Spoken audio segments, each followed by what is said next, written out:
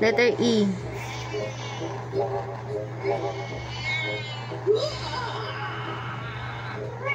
L. No, there lang sana. Delete it mo na lang. Again.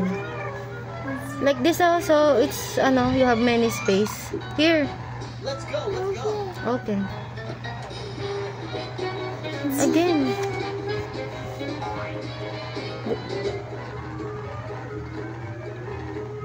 No, ganito. Right, letter like that. And then you go down slant. No, here, going here. There. I. No, here dapat. Here. I here in the middle. Zia. There. What now? Here, Peligro. P. E.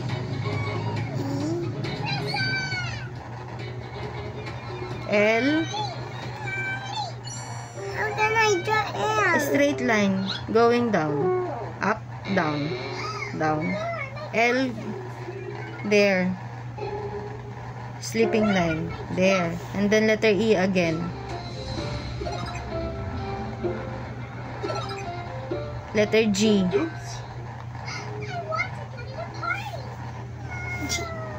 Like this, like a letter C muna, then you draw a line like that.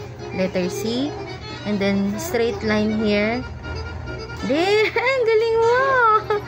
Letter R, straight line. And then like a pregnant. Here, half lang. No, the other side. Again here. Straight line, pregnant here like that, The bump is there, like. And then a slant. Here. No. Pregnant again. Like letter P.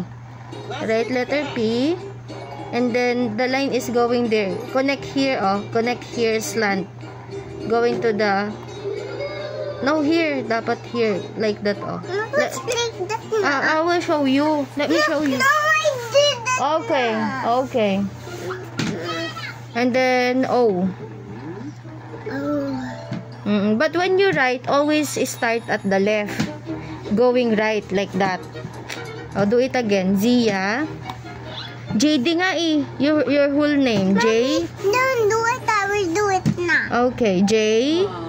Princess. Z. I. Delete it. You start with your first name. JD. Z. No, it's letter S. Yes. You go, you. There, good job. Z. Ay muna sana. I in the middle.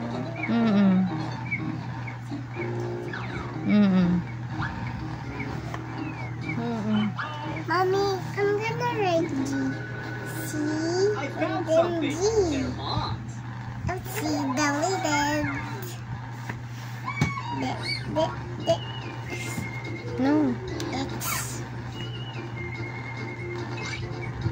Do you know the easiest way? I'll teach you. No, I will teach myself. Write muna the slant and then connect the line. Z. I muna. I. You start with the I.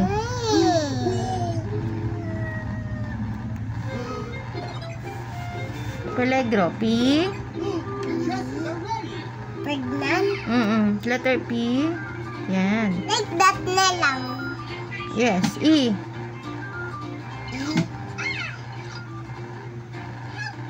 L. Straight line. Standing. Sleeping. There. Letter E again. There. Letter G. Some more. And then you connect. There. R. Letter P muna. Write a letter P. And then P. C. P. And then the line is here. Here. There. And then O. Wow! Good job! Zia Pelegro. Is it Pelegro? Pelegro. O. O.